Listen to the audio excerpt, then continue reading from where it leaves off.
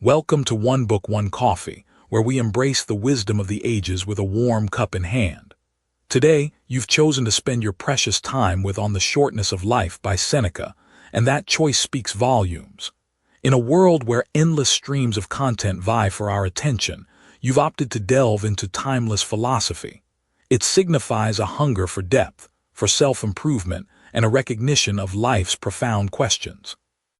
On the Shortness of Life is a work that transcends its time, offering insights into how we often squander our most valuable resource, time. It's a philosophical gem that has resonated through the ages, influencing thinkers, leaders, and everyday people alike. While no modern-day figures like Bill Gates or Tim Ferriss have specifically endorsed this classic, its impact is seen in the works of those who advocate for mindful living and productivity. Seneca, a Stoic philosopher born in 4 BC, faced exile and the court intrigues of ancient Rome, which sharpened his insights into life's brevity and the importance of living wisely. His personal trials, from political upheaval to facing mortality, lend authenticity to his words. Now, a quick note before we dive in. This is a detailed, chapter-by-chapter walkthrough, so it's going to be a longer session. Take your time with it. There's no rush. If you need to step away, save this video to your watch later or forward the link to yourself on WhatsApp so you can pick up right where you left off. So grab your coffee, settle in, and let's walk through this book together, chapter by chapter, idea by idea. Let's begin. Life is not short but wasted. Seneca was a Stoic philosopher and statesman in ancient Rome, navigating the turbulent waters of political life and exile. His reflections on mortality and the wise use of time were shaped by personal trials and a profound understanding of human nature. Picture this. You're sitting at your favorite coffee shop, watching people rush by the window, everyone clutching their phones, checking the time, muttering about being late. Sound familiar? Well, my friend, this exact scene would have made perfect sense to Seneca nearly 2,000 years ago, because even then, people were convinced they didn't have enough time. But here's where it gets interesting. Seneca had a radically different take on this universal complaint, and it might just change how you think about every minute of your day. You see, Seneca opens this discussion with what feels like a gentle slap across the face. He tells us that life isn't short, we just make it short. Now, before you roll your eyes and think this is just another ancient philosopher being contrarian, stick with me here. Seneca isn't being flip. He's pointing to something profound that we've all experienced but rarely acknowledge. Think about this for a moment. When was the last time you felt like you had a really long day? Not a busy day, not a stressful day, but a genuinely long day where time seemed to stretch. I'm willing to bet it was a day when you were fully present, maybe exploring somewhere new, having deep conversations, or completely absorbed in something you loved. Now contrast that with those days that seem to vanish into thin air, the ones where you look up from your computer screen and suddenly it's dark outside, and you can barely remember what you did with those 8 hours. Seneca would nod knowingly at this observation, because he understood something we're only now rediscovering through modern psychology. Our perception of time is intimately connected to our attention and awareness. When we're mindlessly scrolling through social media or going through the motions of routine, we're not really living those moments. We're just letting them pass through us like water through a sieve. But here's where Seneca gets really provocative. He argues that most people treat their time like they'd never treat their money. Imagine someone came up to you on the street and asked to borrow $50. You'd probably want to know who they are, what they need it for, when they'll pay you back. You'd be careful, deliberate, maybe even a little suspicious. But that same person asks for an hour of your time. Sure, why not? We hand over our hours like we're millionaires with time to burn, even though time is the one resource we can never earn back. Seneca tells a story that perfectly captures this absurdity. He describes how people will fight tooth and nail over property boundaries, hire lawyers, go to court, spend years in litigation over a few feet of land. Yet these same people will carelessly surrender years of their lives to meaningless pursuits, toxic relationships, or soul-crushing work without a second thought. It's as if we've convinced ourselves that time is abundant while everything else is scarce, when the reality is exactly the opposite. Now you might be thinking, but Seneca, I have responsibilities. I have bills to pay, a family to support, obligations to meet. And here's where our Roman friend shows his wisdom. He's not suggesting we abandon our duties or live like hermits. Instead, he's asking us to examine how much of our supposed busyness is actually necessary and how much is just habit, fear, or misplaced priorities. Consider the modern phenomenon of being busy as a status symbol. We wear our packed schedules like badges of honor, competing over who has the most meetings, the fullest calendar, the longest to-do list. But Seneca would ask us, are you busy or are you simply disorganized? Are you productive or are you just avoiding the difficult work of figuring out what really matters? He shares an observation that feels startlingly contemporary. People spend enormous amounts of time preparing to live, but very little time actually living. Think about how much energy we put into planning for retirement, saving for someday, getting ready for when we'll finally be happy.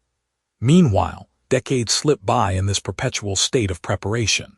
It's like spending so much time reading the menu and debating what to order that the restaurant closes before you ever taste the food. Seneca also points out something that anyone who's ever felt overwhelmed will recognize.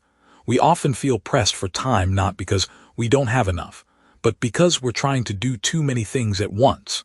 He describes people who scatter their attention across dozens of pursuits, never going deep enough into any single one to find real satisfaction. They're like someone trying to dig multiple wells, never going deep enough in any spot to find water. The philosopher introduces us to what we might call the illusion of future abundance. We act as if we'll have unlimited time tomorrow to fix today's mistakes, to pursue our dreams, to spend with loved ones. But tomorrow operates under the same constraints as today. The hours don't magically multiply because we've moved them to another day on the calendar. Here's perhaps the most unsettling insight Seneca offers. Much of what we call living is actually just existing. We go through motions, follow scripts, react to whatever demands the loudest attention. But when we look back on these periods, they collapse into nothing because nothing meaningful happened. It's like those dreams where you're running as fast as you can but somehow never move forward. So what's the antidote to this illusion? Seneca suggests we start by becoming conscious of how we actually spend our time, not how we think we spend it or how we wish we spent it. He advocates for what we might now call mindful living, being fully present in each moment, instead of mentally rehearsing the future or replaying the past. The real tragedy, according to Seneca, isn't that life is short, it's that we sleepwalk through most of it, then wonder where it went. Picture this. You're sitting in your favorite coffee shop, watching people rush past the window, everyone seemingly caught up in the endless whirlwind of daily life. Now imagine if the great Roman philosopher Seneca walked in, ordered an espresso, and sat down to share one of the most profound insights about human existence. That's exactly what we're diving into today as we explore one of the most transformative sections of On the Shortness of Life, the art of living with intent. You know, there's something beautifully ironic about how Seneca, writing nearly 2,000 years ago, seems to understand our modern predicament better than we do ourselves. He looks at human beings and sees something that might sound painfully familiar. People who are constantly busy but rarely purposeful, always moving but seldom arriving anywhere meaningful. Think about your last week for a moment. How much of it felt like you were truly choosing your actions, and how much felt like you were simply reacting to whatever life threw at you? Seneca paints this vivid picture of most people living like they're passengers on a ship that's drifting without a captain. The wind blows them one way, then another, and they mistake all this motion for progress. But here's the thing that makes Seneca's observation so cutting. He's not talking about lazy people or those who aren't trying hard enough. He's talking about the busiest among us, the ones who pride themselves on being constantly occupied, perpetually productive. Consider the modern executive who starts their day at 5 in the morning, checking emails before their feet hit the floor. They rush through breakfast while scanning news headlines, sit in traffic listening to podcasts about optimization, attend back-to-back meetings, grab lunch at their desk, work late into the evening, then collapse at home only to repeat the cycle tomorrow. Ask them about their day, and they'll tell you how incredibly busy they were. Ask them about their life's direction, and you might see a flicker of uncertainty cross their face. This is precisely what Seneca means when he distinguishes between being busy and living with intent. Living with intent isn't about having every minute scheduled or being hyperproductive. It's about something far more fundamental. It's about being the conscious author of your own story, rather than just a character swept along by the plot. Now think about this. When Seneca talks about intentional living, he's essentially asking us to become philosophers of our own existence. Not the kind of philosopher who sits in an ivory tower pondering abstract concepts, but the practical kind who regularly steps back and asks the essential questions. What am I actually trying to accomplish with my life? Are my daily actions aligned with what I claim to value? Am I living according to my own principles, or am I just following the crowd? Here's where Seneca gets really practical. He suggests that most of us live as if we have unlimited time, constantly postponing the things that matter most. We tell ourselves we'll pursue our passions when we retire, we'll spend quality time with loved ones when work calms down, we'll focus on our health when this busy period ends. But Seneca points out the obvious truth we all know but rarely acknowledge. That busy period never really ends, does it? There's always another deadline, another obligation, another reason to postpone what we claim is most important. Imagine your life as a garden. Most people spend their time frantically watering whatever plants happen to be wilting at the moment, rushing from crisis to crisis, never stepping back to consider whether they're even growing the right things. Living with intent means regularly asking yourself, what do I actually want to cultivate here? What deserves my time and attention? What can I let go of to make room for what truly matters? Seneca shares a powerful metaphor about people who live their entire lives preparing to live. They're always getting ready for the real thing to begin, finishing school so they can start their career, working hard so they can enjoy retirement, saving money so they can eventually be happy. But life, Seneca reminds us, is happening right now. This moment, as you're listening to these words, is not a dress rehearsal. This is it. Think about someone you know who embodies intentional living. Maybe it's a friend who turned down a high-paying job because it didn't align with their values. Perhaps it's a family member who decided to prioritize relationships over climbing the corporate ladder. Or maybe it's someone who chose to pursue their art despite everyone telling them it wasn't practical. What you'll notice about these people is a certain quality of presence. They're not constantly looking over their shoulder at what they left behind or anxiously peering ahead to some future moment when life will finally begin. They're here, fully engaged with their choices. But here's what makes Seneca's approach so refreshing. He's not advocating for some impossible standard of perfection. He knows we're human, that we'll get distracted, that we'll sometimes find ourselves caught up in the very busyness he critiques. The key is developing what we might call intentional awareness, the habit of regularly checking in with ourselves, of pausing to ask whether our actions are serving our deeper purposes. Consider how different your relationships might be if you approach them with true intent. Instead of scrolling through your phone while having dinner with your family, you might actually listen to their stories. Instead of networking solely for professional gain, you might seek genuine connections with people who share your interests and values. Instead of going through the motions in your friendships, you might invest real time and energy in the relationships that nourish your soul. Seneca understood something that modern psychology is just rediscovering. That meaning and fulfillment don't come from maximizing pleasure or minimizing discomfort. They come from aligning our actions with our deepest values and purposes. When we live with intent, Even difficult moments can feel meaningful because they're part of a larger story we're consciously writing. As we prepare to explore the next insights from Seneca's timeless wisdom, consider this challenge. What would it look like to live just one day with complete intentionality?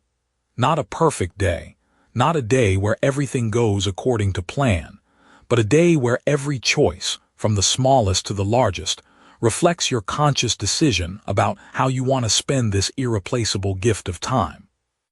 Because as Seneca reminds us, life isn't short because we don't have enough hours. It's short because we so rarely use them with the full awareness that they matter. Picture this. You're sitting at your kitchen table with your morning coffee and you've got that feeling again. You know the one I'm talking about. It's Sunday evening and you're wondering where the entire weekend went. You had plans, things you wanted to do, people you meant to call, that book you were going to finally finish. Instead, you find yourself staring at your phone, realizing you've just spent 3 hours scrolling through social media, watching videos of people you don't even know living lives that somehow seem more interesting than your own. Sound familiar? Well, my friend, you've just experienced what Seneca called the tyranny of distraction, and let me tell you, this Roman philosopher had your number about 2,000 years ago. Seneca understood something profound about human nature that we're still grappling with today. He recognized that the real thief of our time isn't death lurking at the end of our lives, but distraction stalking us every single day. Think about this for a moment. How often do you actually feel like you're living your life versus just letting life happen to you? Seneca would argue that most of us are sleepwalking through our days, bouncing from one distraction to the next like pinballs in a machine we didn't even choose to play. Now you might be thinking, but wait, Seneca lived in ancient Rome. What could he possibly know about my struggles with Netflix autoplay and endless notification pings? Here's the beautiful thing about human nature. It hasn't changed all that much. Sure, our distractions have gotten more sophisticated, more immediate, more addictive, but the fundamental challenge remains the same. We're still the same creatures who struggle to focus on what truly matters because we're constantly pulled toward what feels urgent or entertaining in the moment. Seneca describes this phenomenon with a metaphor that's absolutely brilliant. He talks about people who live their lives like they're constantly at a bustling marketplace, running from stall to stall, never really examining what they're buying, just caught up in the noise and movement and excitement of it all. They're busy, oh so busy, but when you ask them what they actually accomplished, what they actually gained from all that frantic activity, they come up empty-handed. Does this remind you of anyone you know? Maybe someone you see in the mirror every morning. The philosopher goes deeper, though. He points out that we've become addicted to what he calls the business of other people's affairs. In his time, this meant obsessing over political gossip, following the latest scandals of the wealthy and powerful, getting caught up in drama that had absolutely nothing to do with their own lives or growth or happiness. Sound like anything you've encountered lately? Every time you find yourself doom scrolling through news feeds, or getting emotionally invested in celebrity breakups or online arguments between strangers, you're living out exactly what Seneca warned against centuries ago. But here's where it gets really interesting and maybe a little uncomfortable. Seneca suggests that we actually choose these distractions. We welcome them. We invite them into our lives because, deep down, we're afraid of the alternative. What's the alternative? Sitting with ourselves, facing our own thoughts, confronting the big questions about what we want our lives to mean and what we're actually doing about it. It's so much easier to lose ourselves in someone else's drama, someone else's achievements, someone else's problems, than it is to do the hard work of figuring out our own path. Think about the last time you had a truly quiet moment. No phone, no TV, no music, no other people around. Just you and your thoughts. How long did it take before you felt the urge to reach for some kind of stimulation? Seneca would say that urge, that discomfort with our own company, is exactly what makes us vulnerable to the tyranny of distraction. We've trained ourselves to be afraid of stillness, afraid of silence, afraid of the very space where wisdom and self-knowledge actually grow. Now, Seneca isn't suggesting we become hermits or abandon all forms of entertainment and social connection. He's not some ancient killjoy telling us to live lives of grim, joyless focus. What he's pointing out is the difference between choosing our engagements consciously and being swept along by whatever happens to catch our attention in the moment. There's a world of difference between deciding to spend an evening with friends because you value those relationships and want to nurture them, versus mindlessly scrolling through social media for 3 hours because you're avoiding something else entirely. The Roman philosopher offers us a powerful image to consider. He talks about people who are always preparing to live but never actually living. They're constantly getting ready for the main event of their lives, always planning for when things will be different, when they'll have more time, when they'll be more prepared, when conditions will be perfect. Meanwhile, their actual lives are slipping away, day by day, in a haze of preparation and distraction and delay. How many times have you caught yourself saying, "I'll start that project next week," or "I'll call my old friend when things calm down," or "I'll pursue that dream when I have more time"? Seneca would gently but firmly remind you that next week is not guaranteed. Things may never calm down, and you already have the same 24 hours that everyone else gets. The question isn't whether you have time, it's whether you're willing to reclaim it from the distractions that have colonized your attention. Here's what makes Seneca's insights so powerful for our modern world. He understood that distraction isn't just about wasted time, it's about wasted life. Every moment we spend unconsciously, every hour we lose to mindless activity, every day we let slip by without intention or purpose, we're not just losing time. We're losing the opportunity to become who we're meant to be, to create what we're meant to create, to love who we're meant to love. The tyranny of distraction doesn't announce itself with fanfare. It creeps in quietly, convincing us that this scroll, this click, this binge-watch session is just a small break, just a moment of relaxation. But moments become hours, hours become days, and before we know it, we're looking back on years that feel like they belong to someone else. Seneca's wisdom cuts through our excuses and our self-deception with the precision of a surgeon's blade. He's asking us to wake up, to pay attention, to reclaim our lives from the forces that would keep us perpetually distracted from what truly matters. And that's exactly where we're headed next, as we explore how Seneca guides us toward a different way of living, one where we become the authors of our own attention rather than its victims. Picture this: you're scrolling through your phone at the end of another busy day, wondering where all those hours went. Sound familiar? Well, grab your coffee a little tighter, because what Seneca has to say about philosophy and time might just change how you think about both forever. Now, when most people hear the word philosophy, they probably picture dusty old books and professors in tweed jackets debating abstract concepts that have nothing to do with real life. But here's where Seneca completely flips that notion on its head. For him, philosophy isn't some ivory tower pursuit. It's the most practical tool we have for making our brief time on this earth actually count. Think about this for a moment. We spend years learning how to drive a car, months training for a new job, weeks preparing for a vacation. But when do we ever sit down and seriously learn how to live? That's exactly what Seneca is getting at when he talks about the value of philosophy. It's not about memorizing ancient Greek terms or winning debates at dinner parties. It's about developing the wisdom to navigate the fundamental challenge of human existence, how to live well in the time we have. Seneca makes a fascinating observation that resonates just as powerfully today as it did 2,000 years ago. He points out that we're incredibly protective of our material possessions. If someone tries to take our money, we fight back. If someone damages our property, we're outraged. But when it comes to our time, the one resource we can never get back, we hand it over to anyone who asks. We let our boss pile on meaningless meetings. We say yes to social obligations that drain us. We spend hours consuming content that adds nothing to our lives. Here's where philosophy comes in as our guide. It teaches us to ask the right questions. Is this worth my time? Does this align with what I truly value? Am I living according to my own principles, or am I just following the crowd? These might seem like simple questions, but they're revolutionary when you actually start applying them.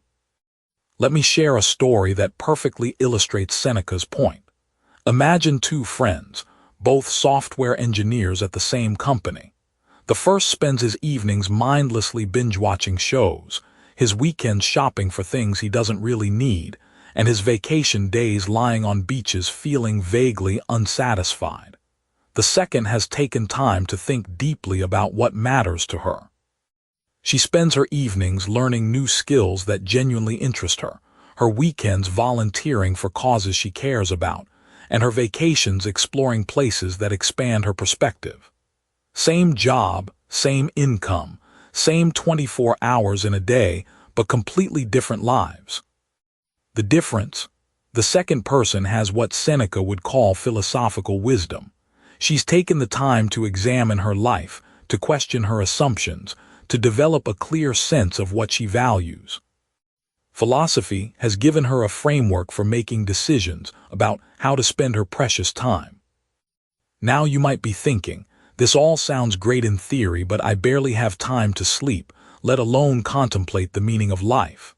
And that's exactly Seneca's point. We think we don't have time for philosophy, but the truth is, we don't have time not to engage with it. Without philosophical reflection, we're like ships without compasses, drifting wherever the currents take us. Consider how this plays out in our modern world. We live in an age of infinite distractions, endless choices, and constant pressure to be productive. Social media algorithms are literally designed to capture and monetize our attention. News cycles create artificial urgency around events we can't control. Consumer culture tells us happiness is just one purchase away. Without philosophical grounding, we become puppets dancing to strings we don't even see. But philosophy, real, practical philosophy, gives us the tools to cut those strings. It teaches us to distinguish between what's truly important and what's merely urgent. It helps us recognize the difference between pleasure and fulfillment, between being busy and being productive, between reacting to life and consciously creating it. Seneca offers us a powerful metaphor here. He compares the unexamined life to a leaky bucket. No matter how much water you pour in, it all drains away. Similarly, no matter how many experiences you have, how much money you make, or how many achievements you rack up, none of it accumulates into a meaningful life without the wisdom to integrate and understand it all. Philosophy provides that integration. It helps us see patterns, make connections, and build a coherent understanding of what we're trying to accomplish with our lives. It's like having a master chef's understanding of how individual ingredients combine to create something greater than the sum of their parts. Think about the most fulfilled people you know. Chances are, they've developed some kind of personal philosophy, whether they call it that or not. They have clear values, they make intentional choices, and they regularly reflect on whether their actions align with their beliefs. They've done the hard work of figuring out what matters to them, and they have the courage to live accordingly. This is what Seneca means when he talks about philosophy as our guide to making the most of our time. It's not about having all the answers. It's about asking better questions and developing the wisdom to live with intention rather than accident. As we wrap up this exploration of philosophy's value, remember that every moment you spend thinking deeply about how you want to live is an investment that pays dividends across every other area of your life. The question isn't whether you have time for philosophical reflection, it's whether you can afford to live without it. Because in the end, a life lived without wisdom isn't really living at all, it's just existing, and that's the greatest waste of time there is. Picture yourself settling into your favorite chair with a warm cup of coffee, ready to dive into one of the most brutally honest conversations about time you'll ever encounter. Seneca, the Roman Stoic philosopher who lived 2,000 years ago, is about to shake us awake from our collective sleepwalk through life. And trust me, What he has to say about wasted time will hit closer to home than you might expect. Seneca opens this section with an observation that's almost painful in its accuracy. He watches people around him complaining constantly about how short life is, how there's never enough time, how the years slip away like water through their fingers. Sound familiar? How many times this week have you heard someone say, "I just don't have time," or "Where did the day go?" But here's where Seneca gets really interesting. He argues that life isn't actually short at all. We just waste most of it. Think about this for a moment. Seneca suggests that if we could somehow gather up all the time we've squandered, all those hours spent on meaningless activities, we discover we actually have an abundance of time.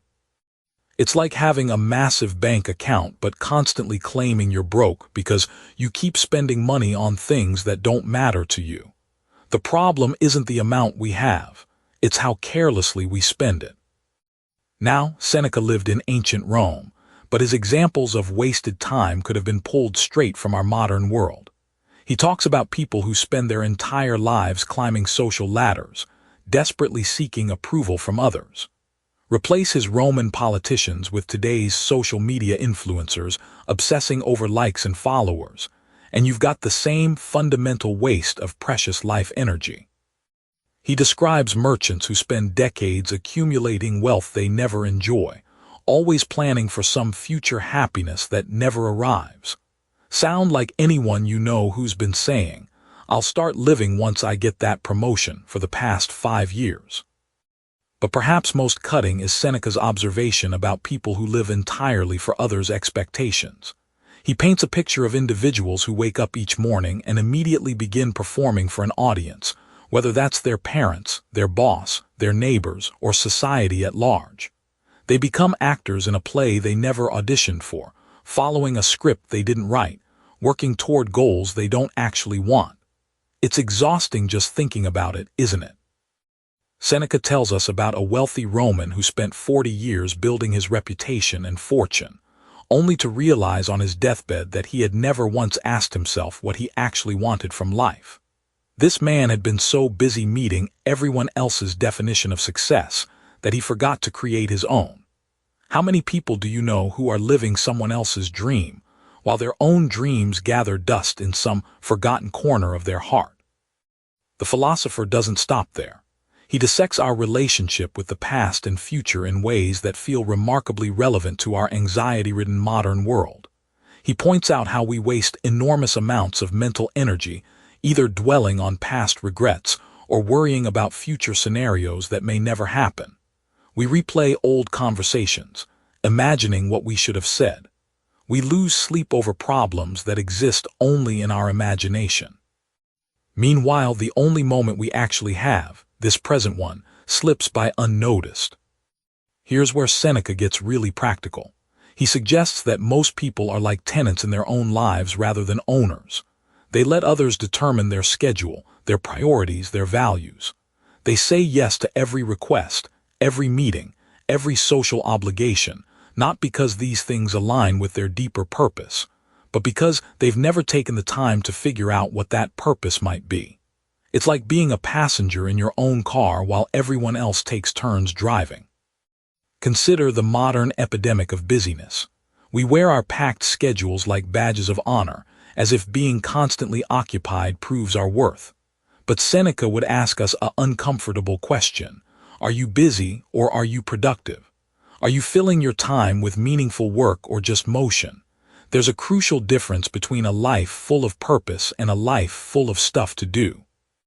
Seneca also tackles our tendency to postpone living until conditions are perfect.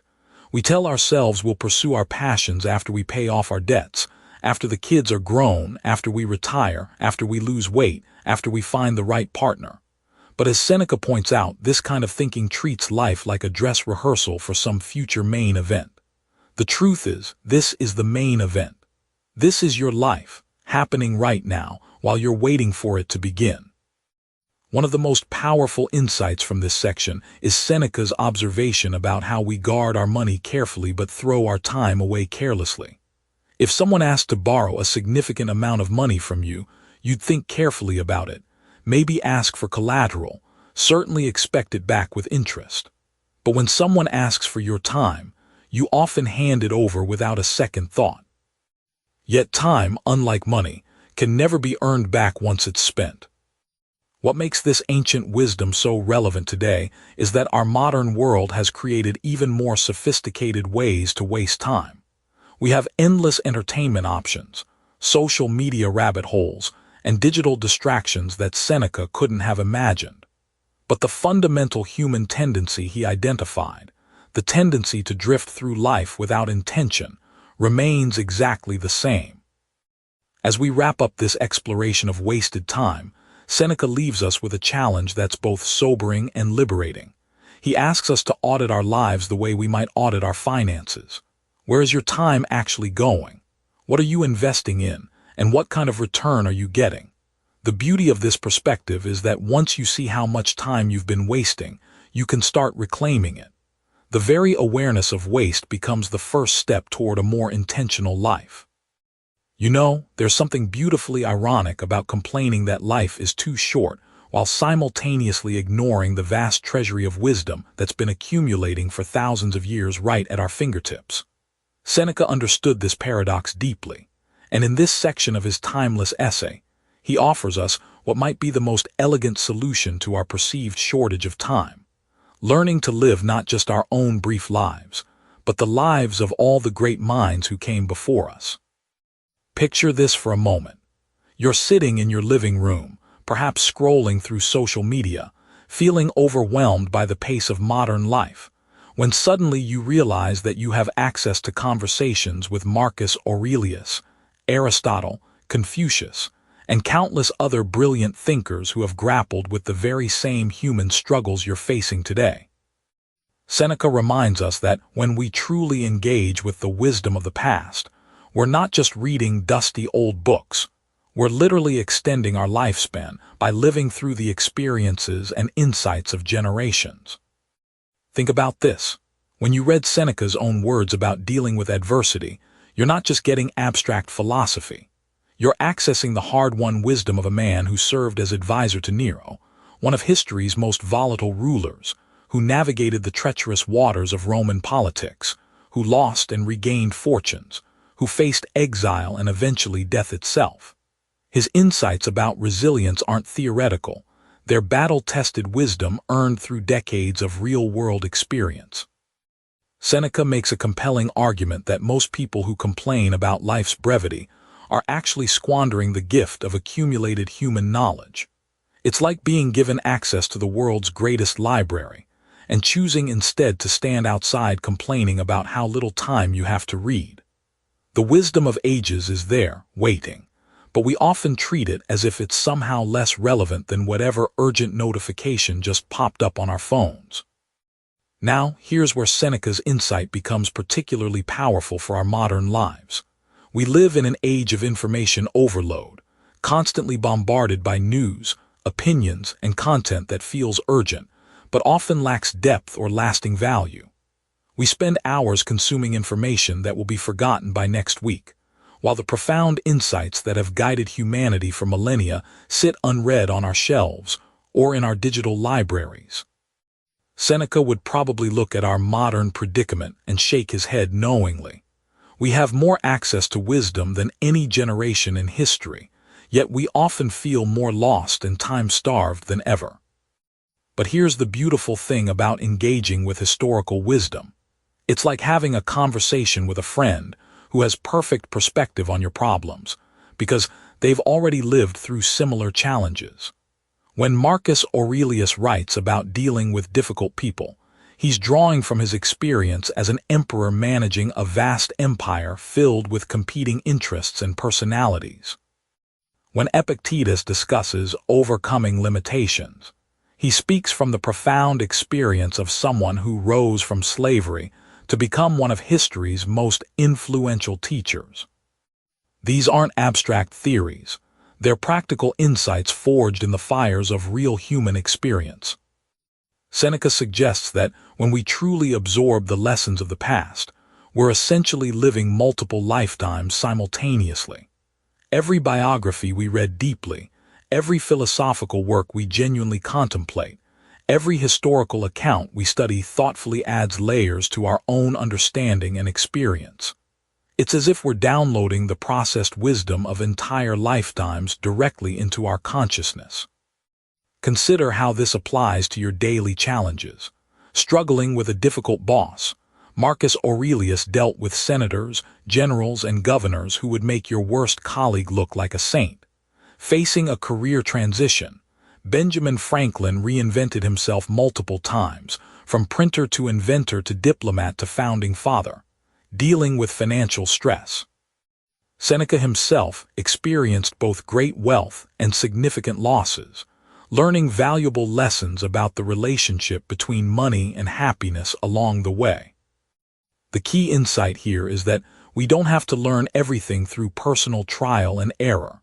We can stand on the shoulders of giants, benefiting from their mistakes and discoveries without having to repeat every painful lesson ourselves. This is perhaps one of the most practical ways to extend our effective lifespan, by learning from the concentrated experiences of those who have walked similar paths before us. But Seneca warns against superficial engagement with these great minds. It's not enough to read quotes on Instagram or skim through summaries. True wisdom transfer requires what he calls intimate conversation with these thinkers. This means reading their works carefully, contemplating their insights deeply, and actively applying their lessons to our own lives. When we do this, something remarkable happens. We begin to carry their wisdom with us, and it becomes part of our own decision-making process. Think about the mentors in your own life, people whose wisdom has genuinely shaped how you approach challenges. Now imagine having access to the mentorship of history's greatest minds, available whenever you need guidance, patience, or perspective. This is exactly what Seneca is offering us. The past isn't just a collection of dates and facts to memorize. It's a living resource of human wisdom that can inform and enrich every aspect of our present lives. As we move forward in exploring Seneca's insights about time and mortality, remember this fundamental truth. The complaint that life is too short often comes from people who are living only one life, their own brief existence, while ignoring the vast expanse of human experience and wisdom that's freely available to expand their understanding and effectiveness. The wise person, Seneca suggests, lives not just their own 70 or 80 years, but draws from the accumulated wisdom of thousands of years of human experience. In this way, a single lifetime becomes not a brief flicker, but a rich tapestry woven from the threads of countless other lives and insights. Picture this. You're sitting in a coffee shop, watching people rush past the window, phones glued to their ears, minds clearly somewhere else entirely. They're physically here but mentally. They're in tomorrow's meeting, last week's argument, or next year's vacation. Sound familiar? Well, nearly 2,000 years ago, a Roman philosopher named Seneca was watching the exact same phenomenon unfold in the bustling streets of ancient Rome, and he had something profound to say about it. In this section of On the Shortness of Life, Seneca tackles what might be the most crucial insight in the entire work, the transformative power of living in the present moment. Now, before you think this sounds like modern mindfulness wrapped in ancient clothing, let me tell you, Seneca's approach is far more radical and practical than you might expect. Seneca begins with a striking observation that hits like a cold splash of water. Most people, he argues, never actually experience their own lives. They're like actors who spend so much time rehearsing for tomorrow's performance that they forget there's an audience watching today. Think about your own day yesterday. How much of it were you truly present for? How much were you mentally drafting emails while eating breakfast, or planning weekend activities while sitting in that important meeting? The philosopher uses a brilliant metaphor to illustrate this point. He compares our relationship with time to a man who receives a generous inheritance but immediately loans it all out to others, never keeping any for himself. The inheritance is our present moments, and we're constantly lending them to the future through worry and planning, or to the past through regret and rumination. Meanwhile, the only time that actually belongs to us, the only time we can truly possess and enjoy, slips through our fingers like sand. But here's where Seneca gets really interesting. He doesn't just diagnose the problem. He shows us exactly why we do this to ourselves. We flee from the present, he suggests, because it requires us to confront who we actually are, not who we hope to become or who we used to be. The present moment is where reality lives, and reality can be uncomfortable. It's so much easier to live in the fantasy of tomorrow or the edited highlights of yesterday. Consider this scenario Seneca might recognize. You're having dinner with someone you care about, but instead of savoring the conversation and the food, your mind is racing through tomorrow's to-do list. You're physically present but experientially absent. Later, you might remember that you had dinner, but you won't remember the taste of the food, the expression on their face when they laughed, or the way the evening light fell across the table. You've traded the richness of actual experience for the thin gruel of mental planning. Seneca makes a compelling case that this habit doesn't just rob us of joy, it actually makes us less effective at everything we do. When we're constantly mentally time-traveling, we're operating at a fraction of our capacity. It's like trying to have 3 phone conversations at once, each one receiving only partial attention. The past can't be changed, and the future hasn't arrived yet, so pouring our mental energy into either one is fundamentally wasteful. Now think about this. Seneca lived in an era without smartphones, social media, or 24-hour news cycles, yet he identified the same restless, scattered attention that plagues us today. This suggests that the tendency to escape the present moment isn't a modern affliction created by technology. It's something deeper in human nature. We've always been prone to living everywhere except where we actually are. But Seneca doesn't leave us drowning in this realization. He offers practical wisdom for reclaiming our present moments. One of his most powerful suggestions is to regularly ask ourselves a simple question. What am I doing right now, and am I fully here for it? This isn't about judging ourselves harshly when we catch our minds wandering. It's about gently redirecting our attention back to where life is actually happening. He also advocates for what we might call presence practice. This involves deliberately engaging all our senses with whatever we're doing. If you're drinking coffee, actually taste the coffee. Feel the warmth of the cup, notice the aroma, pay attention to how the caffeine affects your body. If you're walking, feel your feet touching the ground, notice the temperature of the air, observe the colors and shapes around you. This isn't mystical or esoteric, it's simply choosing to show up for your own life. Seneca shares stories of people who spent decades accumulating wealth and status, always telling themselves they'd start living once they reached the next milestone. Then, suddenly, they're old, and they realize they never actually lived at all. They were so busy preparing for life that they forgot to live it. It's like spending so much time reading the menu that the restaurant closes before you order. The philosopher also points out something that modern psychology has confirmed. Our memories are largely constructed from moments when we were fully present. Those peak experiences we treasure, the memories that feel most vivid and meaningful, almost always occurred when we were completely absorbed in the present moment. The times we were truly alive are the times we were truly here. This brings us to perhaps Seneca's most radical insight about the present moment. It's the only place where we have any real power. We can't change the past, no matter how much we replay it in our minds. We can't control the future, despite all our planning and worrying. But right now, in this moment, we have tremendous agency. We can choose how to respond, how to focus our attention, how to engage with whatever is in front of us. As we prepare to explore more of Seneca's timeless wisdom, remember that the present moment isn't just where life happens, it's where we happen. It's where our choices matter, where our attention creates our experience, and where the possibility of genuine fulfillment exists. The past is a story, the future is a projection, but the present is where we're actually alive. Picture this. You're sitting across from me with your favorite cup of coffee, steam rising between us, and I'm about to share something that might completely change how you think about time. Because here's the thing about Seneca's insights on the nature of time. They're not just philosophical musings from 2,000 years ago. They're a wake-up call that's perhaps even more urgent today than it was in ancient Rome. Seneca begins this exploration with a question that cuts right to the heart of our modern anxiety. What exactly is time, and why does it feel like it's always slipping through our fingers? Now, think about this for a moment. When you woke up this morning, where did yesterday go? It's gone, completely vanished as if it never existed. And tomorrow?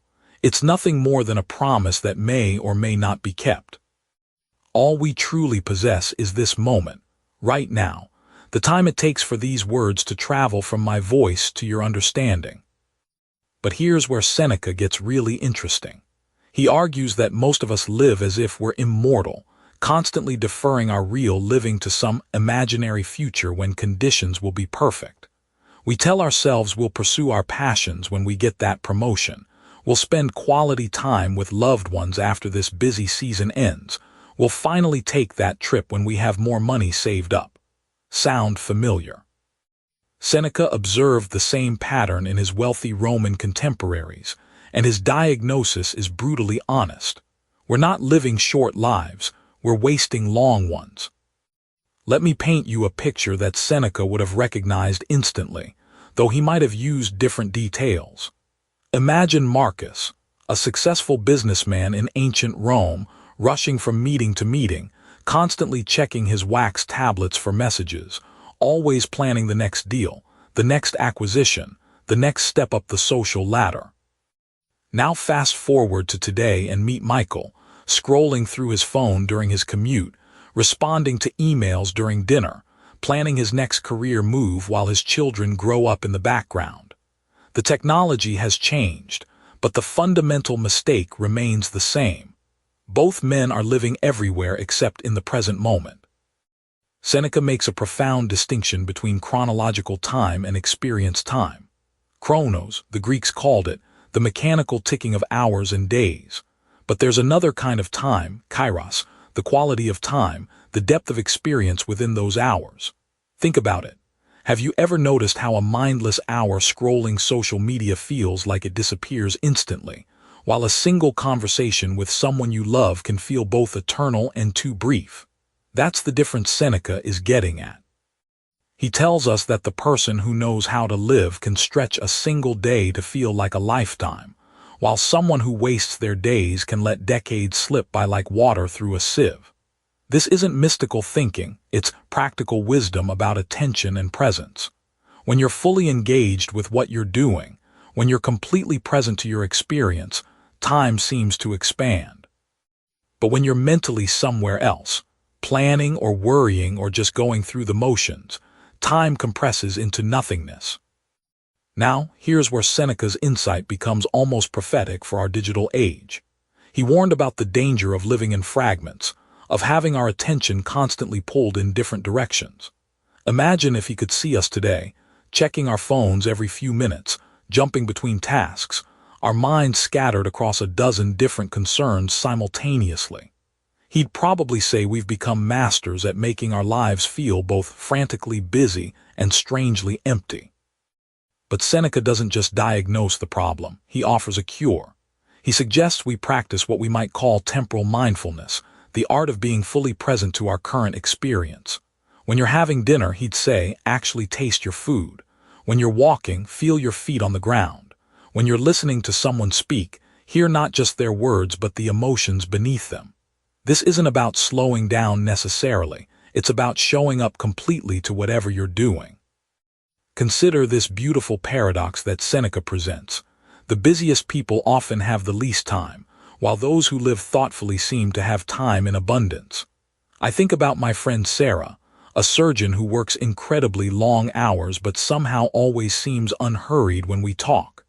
She's learned to be completely present during each surgery, each conversation, each moment of rest. Compare that to another friend, James, who works fewer hours but always feels frantic because his mind is constantly racing ahead to the next thing on his list. Seneca also addresses our relationship with the past and future in ways that feel remarkably modern. He points out that we often torture ourselves with regret about yesterday and anxiety about tomorrow, effectively stealing time from today. But here's his radical proposition. The past exists only in memory, the future only in imagination. The only time that actually exists, the only time we can actually influence or enjoy, is right now. This doesn't mean we shouldn't plan or learn from experience. Seneca himself was a master planner and strategist, but he understood the difference between thoughtful preparation and anxious projection, between learning from the past and being imprisoned by it. He'd probably tell us that checking our phones compulsively isn't planning, it's a way of avoiding the present moment. As we wrap up this exploration of time's nature, I want you to consider this. Seneca believed that understanding time correctly is perhaps the most practical skill we can develop. Because once you truly grasp that this moment is all you have, that presence is a choice you can make, that quality of attention determines quality of life, well, everything changes. You stop waiting for life to begin and start living it. You stop saving your best self for someday and start being that person today. The ancient Romans had a phrase, carpe diem, seize the day. But Seneca's wisdom goes deeper than that simple exhortation. He's teaching us to seize this moment, and then the next one, and the one after that, until we've built a life of accumulated presence, an existence rich with actually lived experience rather than just time that happened to pass by while we were thinking about something else. Picture this. You're sitting across from a friend who's just landed their dream job at a tech startup. The salary is incredible, the stock options promising, and they're practically glowing as they tell you about their new corner office. But then, almost as an afterthought, they mention they'll be working 70-hour weeks, traveling constantly, and won't see their family much for the next few years. But it's worth it, they say, because I'll be set for life. Now, Seneca would have recognized this conversation immediately, even though he lived 2,000 years ago. The faces change, the currency evolves, but the fundamental tension between wealth and time remains as relevant today as it was in ancient Rome.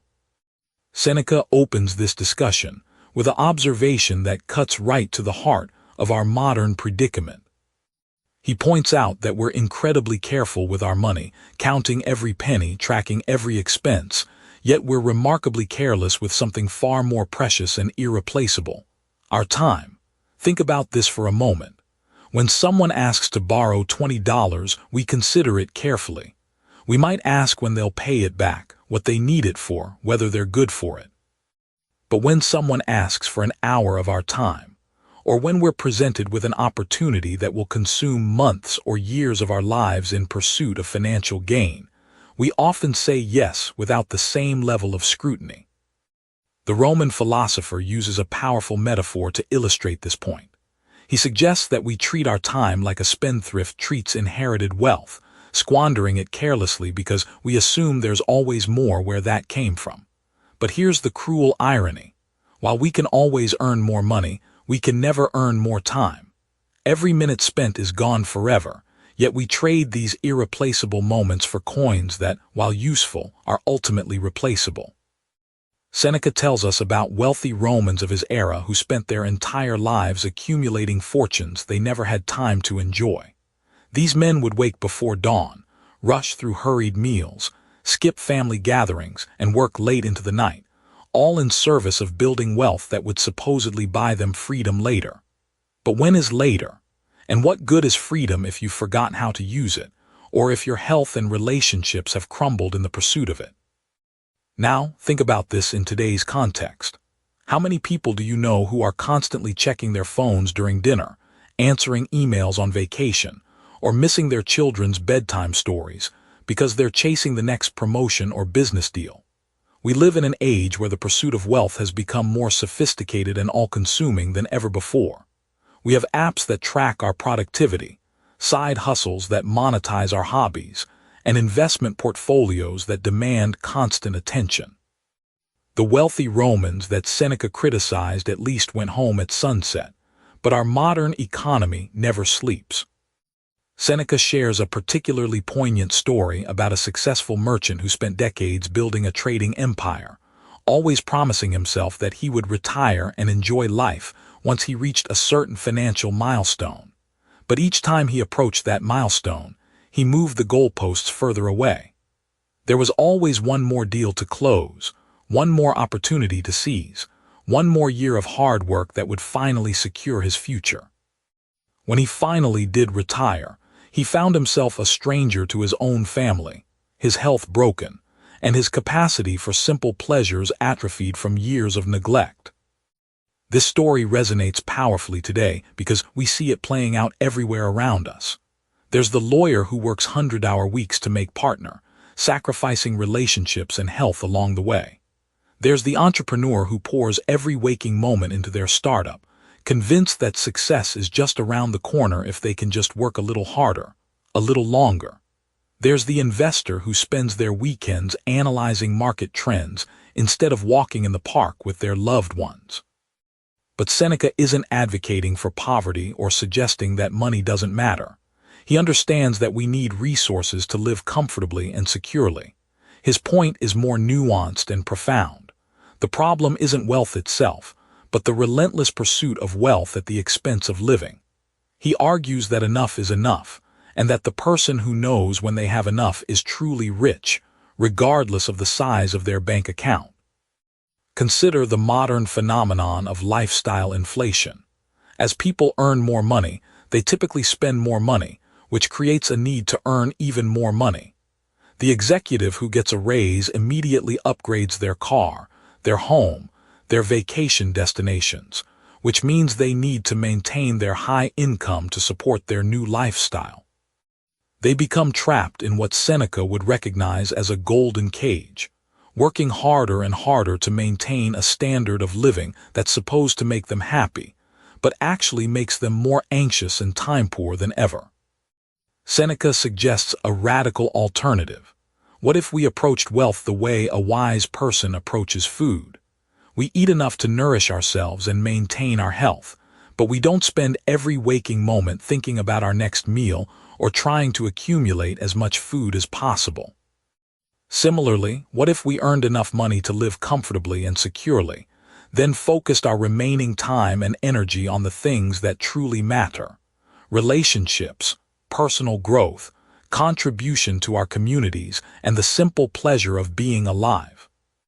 The philosopher reminds us that time is the one currency that the wealthy and the poor receive in equal measure each day. Every morning, whether you're a billionaire or a beggar, you wake up with the same 24 hours. The question is, how will you spend them? Will you trade them all for money that you may never have time to enjoy, or will you invest some of them in experiences, relationships, and moments of presence that enrich your life immediately? As we wrap up this reflection on wealth and time, Seneca leaves us with a challenge that feels particularly urgent in our achievement-obsessed culture. He asks us to consider what we're really working toward and whether our daily choices align with our deepest values. Because in the end, no one on their deathbed wishes they had spent more time at the office or accumulated more wealth. They wish they had been more present, more loving, more alive to the precious moments that make up a human life. Welcome back to our journey through Seneca's timeless wisdom. If you've been following along with your coffee, you might have noticed something interesting happening. We've been talking about the shortness of life, about how most people waste their precious hours, and now we're arriving at perhaps the most profound question of all. What do we leave behind when our time runs out? Picture this scene with me for a moment. You're walking through an old cemetery on a quiet afternoon. Row after row of headstones stretch before you, each marking a life that once burned as brightly as yours does right now. Some stones are elaborate, carved with lengthy epitaphs detailing accomplishments and accolades. Others are simple, bearing only a name and 2 dates with that haunting dash between them. But here's what strikes you most powerfully as you walk among these silent testimonies. The overwhelming majority of these people, despite having lived full lives, have already been forgotten. Their daily worries, their urgent deadlines, their social anxieties, their pursuit of wealth or status, all of it has dissolved into the same quiet earth beneath your feet. Now think about this honestly. Does this realization fill you with despair, or does it actually offer a strange kind of liberation? Seneca would argue it's the latter, and here's why. When we truly grasp how fleeting our individual existence is, we're forced to confront a crucial question. If most of what we spend our time pursuing will ultimately be forgotten, what's actually worth pursuing? This is where Seneca's concept of legacy becomes revolutionary. He's not talking about the kind of legacy that gets carved in marble or celebrated in history books.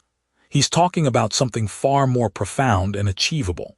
The legacy Seneca envisions is the ripple effect of wisdom, kindness, and virtue that spreads outward from our daily choices, touching lives in ways we may never fully comprehend. Consider how this works in practice. Think about the teacher who stays after school to help a struggling student understand a difficult concept. Years later, that student becomes a doctor who saves lives, partly because someone cared enough to help them believe in their potential. The teacher may never know about those lives saved, but their legacy lives on in ways that no monument could capture. Or imagine the parent who chooses patience over anger during a difficult moment with their child.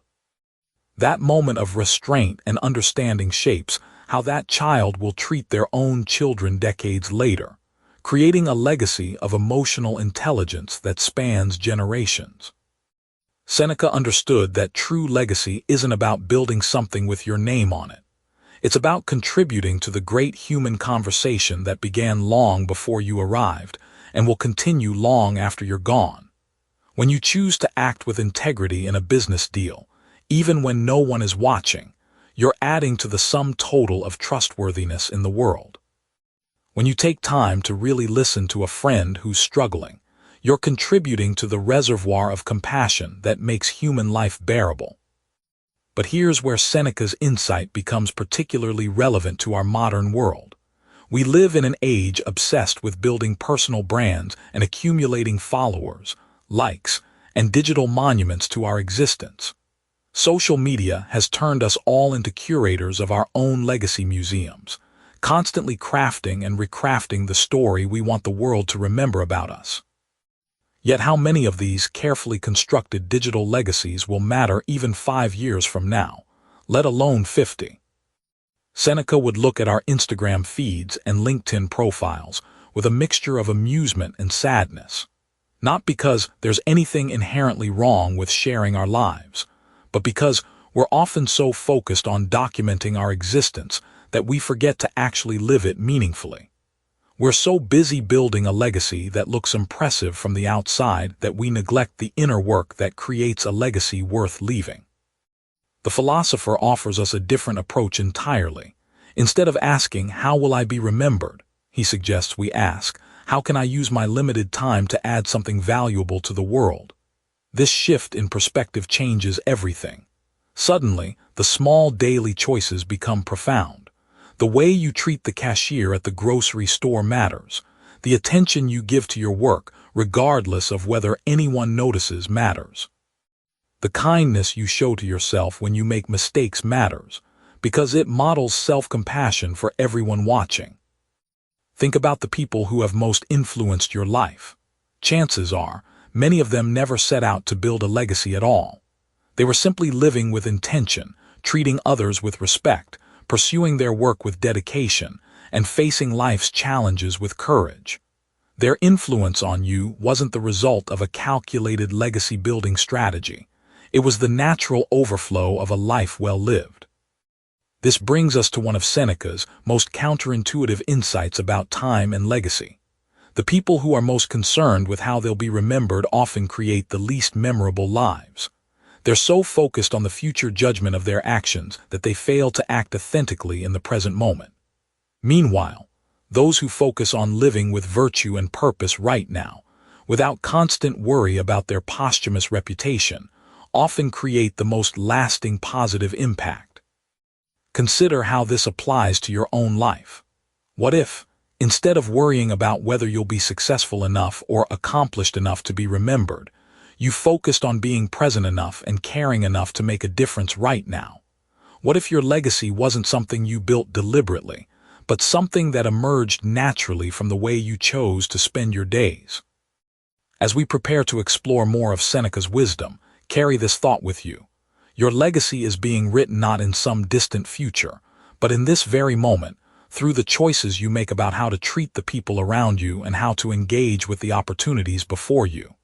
The question isn't whether you'll leave a legacy, because you absolutely will.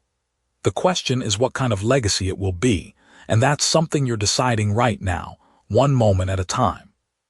Picture this: you're scrolling through your phone at the end of another busy day, and suddenly a thought hits you like a cold splash of water. Time is running out. Not just today's time, but all of it. Your time, my time, everyone's time. It's a sobering thought, isn't it? And yet, here's what Seneca discovered over 2,000 years ago that might surprise you. Facing this reality head-on isn't depressing at all. It's actually the key to living more fully than you ever imagined possible. Now think about this for a moment. When was the last time you really, truly considered your own mortality? Not in a morbid way, but as a fact that could actually transform how you spend your days. Most of us dance around this reality like we're avoiding a sleeping giant. We know it's there, but we tiptoe past it, hoping not to wake it up. Seneca suggests we do the exact opposite. He wants us to sit down with mortality, look it in the eye, and have an honest conversation. Here's where Seneca gets brilliantly practical. He tells us that people who live as if they'll never die actually live as if they're already dead. Think about that paradox. The person who never acknowledges their mortality is the one who wastes years in meaningless pursuits, puts off important conversations until tomorrow, and treats time like an infinite resource. They're sleepwalking through life, believing they have forever to get around to actually living. But the person who truly grasps that their days are numbered, they become intensely alive. Every sunset becomes more vivid. Every conversation with a loved one carries more weight. Every moment of beauty in the world demands attention because they understand its fleeting nature. It's like the difference between someone casually window shopping with unlimited money versus someone carefully choosing purchases with their last $20. The constraints create focus, and the focus creates meaning. Seneca shares a powerful image that has stuck with me. He talks about how we often live like people standing in a long line, constantly looking ahead to when we'll finally reach the front, finally get to the good part of life. We tell ourselves we'll really start living when we get that promotion, when we retire, when the kids are older, when we have more money. But here's the brutal truth. The line keeps moving, and before we know it, we've reached the end without ever realizing we were already in the good part. Now you might be thinking, this sounds terrifying. How is contemplating death supposed to make me feel better about anything? And that's exactly the reaction Seneca expected. But here's where his wisdom gets really interesting. He's not asking us to become obsessed with death or to live in fear. He's asking us to use mortality as a teacher, as a guide that shows us what truly matters. Consider how this plays out in our modern world. We live in an age of endless distraction, where we can lose hours scrolling through social media, binge-watching shows, or getting lost in the digital rabbit holes that promise entertainment but deliver emptiness. When you truly grasp that your time is limited, these activities start to feel different.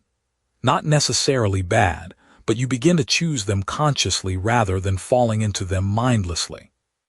You start asking yourself, is this how I want to spend these irreplaceable hours? Seneca tells the story of a wealthy Roman who spent his entire life accumulating possessions and status, always planning for the future, always preparing to enjoy his wealth someday. When he finally fell ill and realized his end was near, he looked around at all his accumulated treasures and realized he had never actually enjoyed any of them. He had been so busy preparing for life that he forgot to live it. It's a story that feels remarkably relevant today, doesn't it? How many of us are so busy building our futures that we miss our present? But here's where Seneca's approach becomes transformative rather than just sobering. When you acknowledge mortality, you don't become reckless or nihilistic. Instead, you become incredibly intentional. You start to see through the noise and focus on what genuinely enriches your life and the lives of others. Those petty arguments that can consume weeks of emotional energy. They lose their grip on you when you realize how precious your peace of mind is. That fear of taking creative risks. It shrinks when you understand that the biggest risk is reaching the end with your talents unused. Think about the people you know who seem to live with unusual vitality and presence. I'd bet that many of them have had close encounters with mortality, whether through illness, loss, or simply deep reflection. They've learned what Seneca was teaching, that acknowledging life's brevity doesn't diminish it, it concentrates it. Like reducing a sauce on the stove, removing the excess water leaves behind something richer and more flavorful. This wisdom extends to how we treat others as well. When you truly understand that everyone you encounter is on the same temporary journey, it becomes harder to hold grudges, easier to forgive, and more natural to express love and appreciation while you still can. That difficult conversation you've been avoiding with a family member, mortality whispers, have it now. That friend you've been meaning to call, the awareness of life's shortness picks up the phone. Seneca also points out something beautifully paradoxical. When we stop pretending we have unlimited time, we actually feel less rushed. Instead of frantically trying to do everything, we become selective about what deserves our attention. We trade the anxiety of endless possibility for the peace of mindful choice. It's like cleaning out a cluttered closet. Once you remove what doesn't truly serve you, you can see and appreciate what remains. As we wrap up this reflection on mortality and meaning, remember that Seneca isn't asking us to live in the shadow of death, but in the light of life's preciousness. Tomorrow, when you wake up, you'll have another day that will never come again. The question isn't whether you have enough time, but whether you'll use the time you have with the awareness that it's both limited and invaluable. And perhaps that's the most liberating realization of all. Once you stop taking your days for granted, every single one becomes a gift worth unwrapping with care. Picture this. You're sitting across from me with your favorite cup of coffee, and I'm about to share something that completely changed how I think about time. We've been talking about how Seneca observed that life isn't actually short. We just waste most of it. But here's where it gets really interesting. Seneca wasn't just pointing out the problem. He was offering us a solution, a toolkit, if you will, rooted in the ancient philosophy of Stoicism. Now, when most people hear Stoicism, they picture someone emotionless, rigid, almost robotic.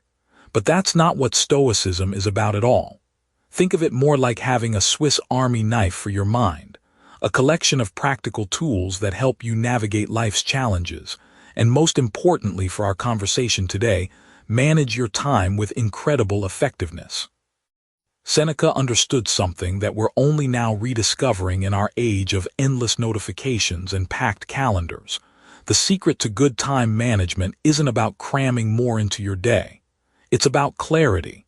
It's about knowing what deserves your attention and what doesn't. The Stoics called this the discipline of desire, learning to want the right things and letting go of everything else. Let me paint you a picture. Imagine you're walking through a bustling marketplace. Think of it as the marketplace of daily life. Vendors are shouting, trying to grab your attention. There are shiny objects everywhere, people pulling you in different directions, urgent voices demanding immediate action. Most people stumble through this marketplace, buying whatever catches their eye, responding to whoever shouts loudest. But a Stoic walks through with purpose, knowing exactly what they came for, immune to the chaos around them. This is what Seneca meant when he wrote about the difference between being busy and being productive. He observed that most people confuse motion with progress, activity with achievement. They're like hamsters on a wheel, running furiously but getting nowhere. The Stoic approach teaches us to step off that wheel entirely. Now think about this. How many times have you ended a day feeling exhausted but unable to point to anything meaningful you accomplished? Seneca would say this happens because you're letting external forces control your agenda instead of taking charge yourself. The Stoics developed what we might call the ultimate filtering system for life's demands. Here's how it works in practice.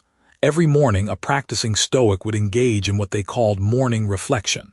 Not meditation in the modern sense, but a practical planning session. They'd ask themselves, what am I trying to achieve today? What's truly important? What can I control and what should I let go? It's like being the CEO of your own life, making strategic decisions about where to invest your most precious resource, your time. But here's where it gets really practical. The Stoics understood that we live in a world of interruptions, unexpected demands, and other people's emergencies. So they developed what I like to think of as mental aikido, the ability to redirect unwanted demands without getting knocked off balance. When someone came to Seneca with what seemed like an urgent request, he didn't automatically say yes or no. He'd pause and ask, "Does this align with what I'm trying to accomplish? Is this genuinely important or just urgent?" There's a beautiful story that illustrates this perfectly. Seneca once described a friend who was always complaining about not having enough time to read, to think, to pursue his philosophical interests. Yet this same friend would spend hours each day visiting acquaintances, attending social gatherings he didn't enjoy, and handling business matters that could easily be delegated. Seneca pointed out the obvious. His friend wasn't lacking time, he was lacking boundaries.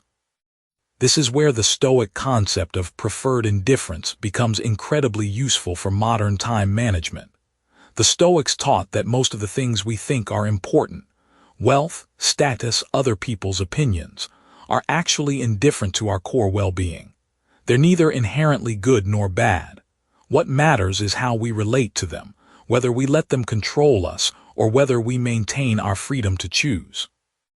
Now, I'm not suggesting you should become indifferent to your career or your relationships, but imagine how much mental energy you'd free up if you stopped worrying about things you can't control.